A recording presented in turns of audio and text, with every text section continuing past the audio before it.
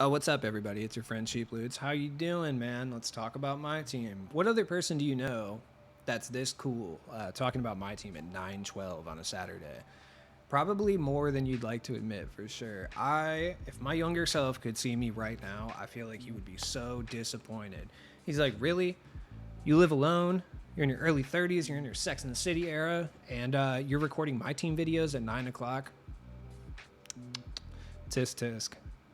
I feel like I'm a carry. Just want to point that out there.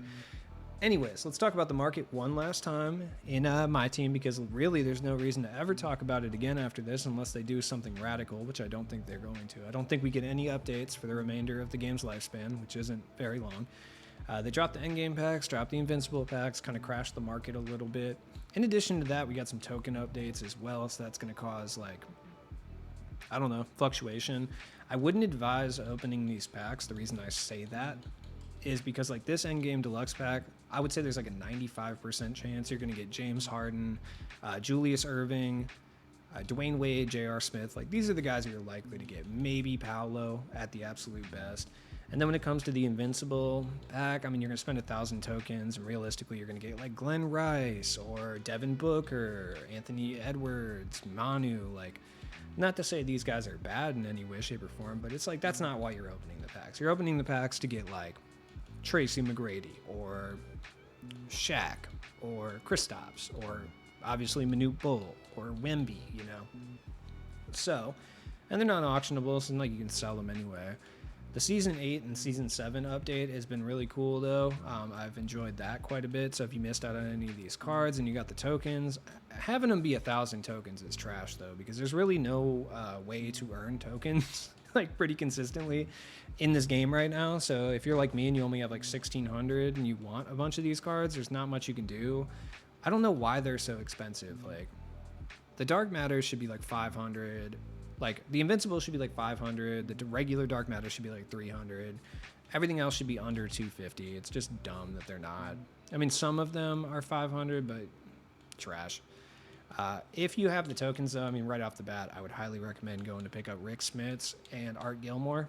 If you got them, they're two of the best cards available. I want Horace Grant, but I'm not spending 1,000 tokens on it because I just don't have it like that. How much is Iguodala? Iguodala is only 500. I'm going to consider that. Same with Mitch Richmond, just for collection purposes, right? So the market is crazy. I went on a bit of a spending spree. I sold a bunch of cards, which I'll talk about in a second. I went on a spending spree. I got Scottie Pippen. I already had Ricky Davis. I got Karolinko. I got Mo Bamba just because. I got Jabari Smith. Not Westbrook. Booker, Manu. These are mostly for the all-time teams. I got Anthony Edwards, LaMelo. Got a bunch of other random cards too. I went and bought Varejao finally and Murasan and stuff. So really interesting. My squad's looking a little bit better now. Ricky Davis, Jonathan Bender, Victor, Murasan, Rick Smits, the GOAT. I swear to God, he's the best center in this game for me personally. Julius Irving, because I opened one of the packs and I got Julius Irving, so whatever. Terry Dissinger's not going anywhere with his dub hairline. Karolinko's out here, whatever. Karl Anthony Towns, I grinded for him. I'm going to use him. I don't care. I'm sure there's someone better that I could use for sure. Varejao is probably better. Realistically, Mo Bamba is probably better. But, you know what, man? Art Gilmore is honestly probably better. I'll probably switch that out at some point. And Mark Eaton's still in the lineup, man, because his Invincible is a little bit too expensive. But you want to go back through your collection. Now, the boom has kind of passed a little bit on, cards that lock in for tokens, but don't worry because there's going to be another boom because these cards are getting rarer and rarer by the second. So you want to go back through and look at your, collection. I would say from flash forward on, because a lot of these cards are going to be a lot more expensive or completely non-existent than you realize because people are literally trying to get tokens, right? Because the token market's actually kind of tight for the first time ever. So if you have any of these cards, you're going to be looking right. You can get decent amounts of MT for quite a few of these cards. Not quite as much as yesterday, but still more than you'd realize. We'll start in Season 5. Just looking through your collection, Pink Diamond Rajon Rondo, 7,000 for him. That's basically, yeah, you're almost at an Invincible card. You know, you can get about 7,000 for him. Christian Wood's going for quite a bit. You can get 17,000 for him. If you sell these two players, Rondo and Christian Wood right here, you can literally afford 2 Invincibles or 2 Season 8 players, etc. Bobby Portis is going for a decent amount, basically non-existent. Denny Avdija, like you can get a lot of MT selling these old cards that you're probably never going to use, because guess what? There's never going to be a reason to use them because you can't even do limited with them because it's all the same. So there's really no reason to keep a hold of these cards, even if you're like me building all-time teams. It's just kind of pointless, you know? Looking at 16-bit, like I'm going to get rid of Jonathan Isaac because like he's going for 22,000 MT and I have a Jonathan Isaac. For 22,000 MT, I can just go buy Invincible Jonathan Isaac. So I can just, even if I wanted to replace Jonathan Isaac, I could just do that with like another Jonathan Isaac. I know what you're thinking. Are you messing with your hair again? You're goddamn right I am. Absolutely, because it's a nervous tick and I do it when I want to. 22,000 for him, sure. Maybe I'll get it, maybe I won't. Regardless, it's fine. But yeah, definitely look through your collection. You never really know like what you have in your collection that's going to be worth a bunch of MT, because there's a bunch of cards that are worth significantly more than you'd realize. Like, what is Robert Loudpack worth? 4,000? Honestly, don't care. Anthony Simons. Let's look at some other ones. What's Lance Stevenson up to? 3,000. It's not so bad. What about Gary Payton? What is Gary Payton up to? The highlight reel guys are a lot cheaper than I expect. There's no Cam Reddishes, so you can pretty much name your price there. Lou Williams, I mean, you can get about 10,000 for Lou Will at this current moment. What's CJ Miles going for? Not much. Out of position guys, I forgot about Şengün. Honestly, I kind of want him for the all Rockets team. I'd like Taco Fall still out here. I'm considering picking him up just for like fun, and there's really no reason not to at this point. Some of these guys are kind of expensive as well. Like there's no Jabari Parkers. You can pretty much name your price on Jabari. No Eddie Currys. Name your price on Eddie Curry, which nobody has ever said that before. It's kind of an interesting sentence. Looking at Josh Giddey, like you can get 8,000 for this Josh Giddey. I have 3 other Josh Giddeys. Like I'll take it at this point, you know? It's worth it. I mean, I amassed about 190K just yesterday alone, just selling random cards from my collection that locked in for tokens, and I'm still selling them.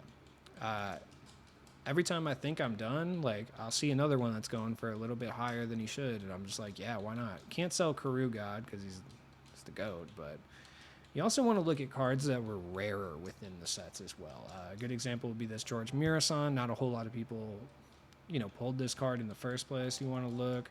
Christian Braun, there's never been very many of those up. Isaac Bonga, like, I just feel like no one really opened these interdimensional packs, so there's not like a whole lot of them.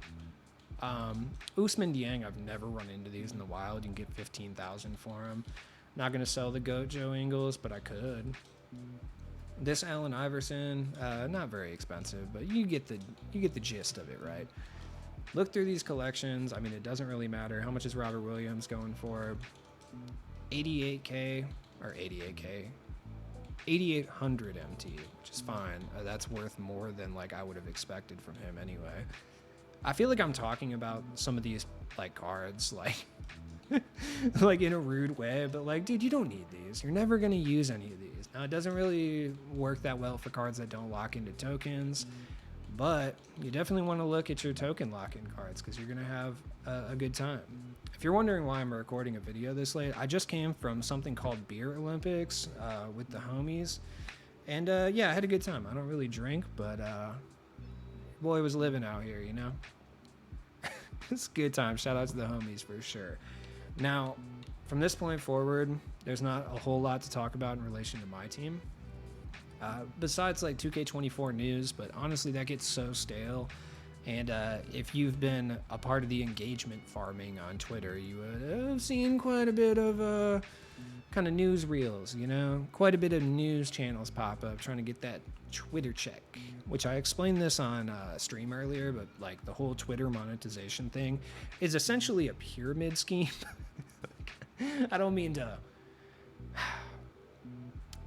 burst your bubble. And when I say it's a pyramid scheme, I don't mean like a pyramid scheme like It Works, or like, what's the other one? What was the big one, dude, back in the day? They sponsored like an MLS team, man. Oh god, it's gonna bug me forever, dude. It's more like a Ponzi scheme than a pyramid scheme, I should specify. The reason I say that is they take all the money from people spending $11 a month. They use that money and pay the larger creators on the platform that generate a lot of that revenue. And then those larger creators then flex the fact that they got paid all this money on Twitter to everyone under them in 2 rows. And it goes down, flex to flex to flex to flex to bottom. And then everybody thinks they can make that amount of money, so they get the blue check, and it just keeps going and going and going until people realize that you can't really make that much money. It's like a whole thing. Now, that being said, I'm not here to dissuade you from trying to make money on Twitter. I fully support any entrepreneurial ventures that you believe in. I just want to make it realistic.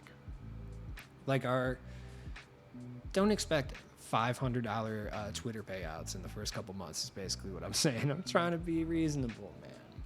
Now, what you can do is sell all these old cards in your collection to make a bunch of MT, though, and use those to buy cards that you're going to have fun with for the fleeting moments of 2K23's lifespan. So, where was I starting with this? Oh, yeah. Okay.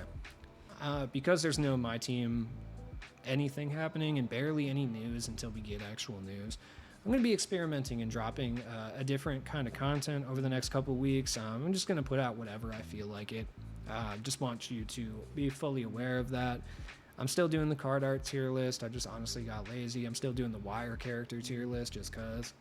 But stuff like that is what I'm going to be dropping. Just kind of random videos here and there. I would really appreciate if you would watch them so I don't feel like a complete failure. So if there's one thing that you can do that I would ask you is if you see me upload a video that's not related to 2K, you should still watch it just to help your boy out. That would be sick.